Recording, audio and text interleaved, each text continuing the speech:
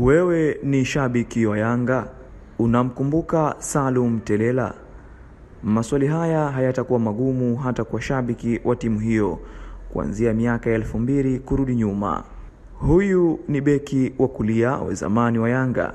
Alianza soka lake kwenye klabu moja ya zamani iliyotingisha, Moro United. Telela alikuwa anacheza kama beki wa kulia. Ukimpanga hata beki wa kushoto anatwanga, lakini ukiamua ukampa nafasi ya kucheza kama kiungo wakati pia alikuwa anakupa kitu roho inataka. Kiungo huyu alicheza soka kwa miaka 7 pekee, akianzia Yanga mwaka 2010 akitokea Moro United, kisha kudumu kwa mabingwa hawa kihistoria kwa miaka 6, akiondoka hapo mwaka 2016 alipoachwa na kwenda Ndanda ya Mtwara. Telela hakufurahishwa sana kukatisha ndoto za maisha yake ya soka kwa tatizo moja kubwa la majeraha yaliyoanza kumwandama mwaka 2014 na kushindwa kwenda kutoa burudani kupitia miguu yake. Kiraka huyo alikatisha maisha yake ya soka baada ya kupata jeraha la goti la mguu wake wa kushoto, ambapo akashindwa kupata matibabu sahihi kutokana na ukosefu wa fedha na kusitisha ndoto zake kubwa. Kujua hali ya mambo yalivyokwenda, Mwanaspoti linakufunga safari mpaka mkoani Mtwara ambako anaishi sasa akiwa mfanyakazi wa shirika la umeme TANESCO, lakini pia akiwa meneja wa kikosi cha Mbeya Kwanza. Kuna wakati gani mgumu zaidi uliwahi kukumba ukiwa ndani ya Yanga? Of course ni kipindi ambacho nilipata majeraha. Unajua naweza nikasema kwamba sikufurahia sana maisha ya mpira. Survive kwa muda mfupi sana. Ishi kubwa ni majeraha. Na nakumbuka nilipata majeraha kipindi ambacho ndo nipo hot. Yaani ule msimu ambao ndo niliaminika kwa kiasi kikubwa na mwalimu. Ndo kipindi ambacho nilipata majeraha. Wakati kocha nani? Kocha alikuwa Elne Brands. Nakumbuka mwaka 2013 kawa Hisani. Tunacheza Yanga na Azam. Niliaminiwa ile mechi Yanga wa Hisani. Nikacheza dakika 90. Nilifunga mimi goli. Ilikuwa acrobatic kali sana. Baada ya pale mechi ya kwanza ya msimu tunaanza na Mtibwa, ndo nilikuja kuumia. Kwa hiyo kuanzia pale sikuwahi kufurahia maisha ya mpira kiukweli. Ilikuwa nini ambacho kilikufanya, yaani ilikuwa ni injury aina gani? Niliumia goti. Niliumia goti na liniweka muda mrefu kidogo. Niliweka takriban hata mwaka kama na miezi nikiwa nje kabisa. Yaani kwa maana nikiwa nyumbani kabisa.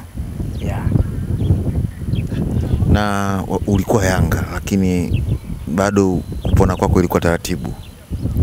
Of course nilikuwa napona kwa taratibu sana. Sasa kwa sababu ilikuwa nikifanya mazoezi naweza nikatonesha narudi tena kwenye majeraha. Nafanya mazoezi natonesha narudi kwenye majeraha. Ikanichukua muda mrefu sana. Sasa baada ya harakati zile kidogo nikaona kwangu mimi ni changamoto, lakini kuna kitu ambacho nilikuwa nimejifunza. Nikasema kwamba kama hii ni changamoto nakutana nayo kwenye mpira, ina maana nikiendelea na mpira, manake ikija kunitokea ikafika point kwamba siwezi kuendelea, maisha yangu yatakuwa yamefeli. Kwa hiyo ndio maana kidogo kipindi kile nilikuwa naendelea kucheza mpira wakati huo pia naendelea kusoma. Tutakuja huko, tutaeleza zaidi kwa undani zaidi juu ya hiyo injury yako. Hebu nielezee juu ya maisha ya Yanga wakati huo, yalikuwa ya raha kiasi gani? Of course bwana, kucheza Yanga kuna style yake. Simba na Yanga of course kuna style yake, tena style kwa kiasi kikubwa, lakini kuna changamoto moja ya kwamba maisha ya nje ya mechi maisha mazuri, ila maisha ndani ya mechi ni maisha magumu, kwa sababu mashabiki, viongozi, wapenzi, wachezaji wa Yanga na Simba wao hawanaga kitu draw, hawanaga kitu kufungwa. Kwa hiyo wewe ukiingia kwenye mechi mentality ushinde. Kwa hiyo maana yake ni jukumu kubwa sana na uwaga hamna excuse ya kufungwa. Yaani wewe ukikutana na Azam unatakiwa ushinde, ukikutana na Simba unatakiwa ushinde, ukikutana na Mtibwa unatakiwa ushinde. Kwa hiyo nafikiri maisha ya Yanga ni mazuri nje ya mechi, lakini pale dakika 90 ni maisha magumu sana kwa sababu unaishi kwa pressure. Hapo kuna mechi moja inasemekana ulikuwa na tofauti na kocha. Anatajwa Hans van Plym. Ulikuwa na tofauti naye, na kuna mechi ambayo ilibidi kabla ya kucheza kwanza msuluhishwe, na mechi ukatwanga sana. Wanasema ilikuwa Tunisia. Hebu nieleze kwanza mkasa wako wewe na Hans, shida ilikuwa nini? Anasema ulikuwa umempiga na mpira. Unajua kocha Hans, of course mpaka sasa hivi mimi kocha Hans huwa tunawasiliana. Na ni kocha ambaye mimi niliishi naye as babu. Yaani yeye alitokea kunikubali sana, alafu nafikiri yale kunikubali kwake yeye ndio kuliniathiri mimi. Na nafikiri inawezekana hiyo sababu kubwa sana. Yaani mapokeo ya mimi kunikubali yule kocha ndio mimi niliyapokea vibaya kwenye outcome. Kwa maana niliamini kwamba nikifanya kosa lolote kwa Hans mimi nitacheza. Na nimemfanyia matukio mengi kweli. Yale matukio nafikiri yalichangiwa na utoto labda, au kutoka sema na watu ambao wakakupa ABC. Sasa kocha Hans ni kweli ilikuwa kuna muda mimi nafanya kitu si kwa ubaya sana, ila kwa utani naweza nikasema. Of course nilimpiga na mpira. Na wakati huo nakumbuka Lunanionzima tukiwa tunacheza mechi ya Dar, either alipata kadi au alipata injury, something like that. Kwa hiyo sasa inahitaji lazima apatikane mtu wa kukava ile nafasi. Kwa sababu mimi kocha Hans ilikuwa nikikutana naye na changamoto, mtu ambaye anaweza kubackup nafasi yangu mimi alikuwa ni Lunanionzima. Sasa ikitokea Haruna na changamoto naye, maana yake lazima arudi kwangu mimi. Ndio hicho kitu ambacho kilikuwa kimetokea. Lakini bahati nzuri wakati tunaenda kule, mimi ile safari nilikuwa sitaki kwenda. Ila sasa kwa sababu Haruna hakusafiri ile mechi, ikabidi anilazimishe mimi niondoke.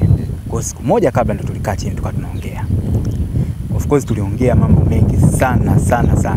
Bahati nzuri nikasafiri, na baada ya kusafiri kupitia yale maneno yake, of course nilienda kufanya sana kazi kwenye ile mechi. Anatajwa kiungo alikuwa anaitwa Eric Com, ambaye ulienda kumzima sana, ambaye alifanya balaa sana Dar es Salaam. Of course. Yule ni raia wa nchi gani yule? Ni black fulani, afu ni mtu kweli kweli. Nashukuru Mungu ile mechi nilicheza mpira mkubwa sana. Nashukuru nilicheza mpira mkubwa sana, na nafikiri hata kocha Hans mwenyewe hakutegemea kwa kile ambacho nilikuwa nimekifanya. Maisha baada ya mechi ile yalikuwaje? Maana ndio wewe ulikuwa unaonekana hauna uhakika wa kwenda, ukaenda ukazima tena mechi yenye umuhimu. Maisha baada ya hapo yalikuwaje? Viongozi walipokeaje? Hans mwenyewe alipokeaje? Of course niliongea usiku na kocha.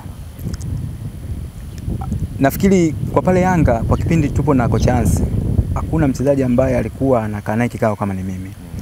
Kwa sababu mbili. Kwanza kwa sababu ya lugha. Yaani tulikuwa ni watu ambao tunaelewana. Sababu nyingine ya hizi changamoto ndogo. Sasa baada ile mechi kocha Hans aliniita mimi chumbani kwake. Akaniambia, umeona hiki ulichokifanya kwenye hii mechi? Sasa hiki ndio kiwango chako halisi. Ukifanya tofauti na hapo unajitakia mwenyewe, lakini hiki ndio kiwango chako halisi. Na akaenda mbali zaidi.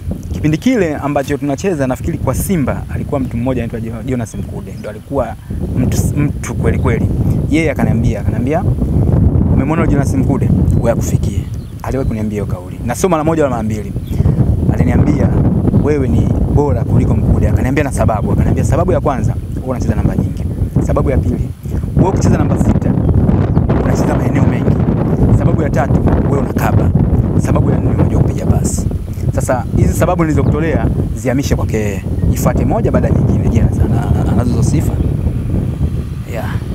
Kwa hiyo of course alikuwa ni mtu ambaye ani appreciate sana. Kwa ile mechi baada ya hapo ndio kai imewasuluhisha ugomvi wenu?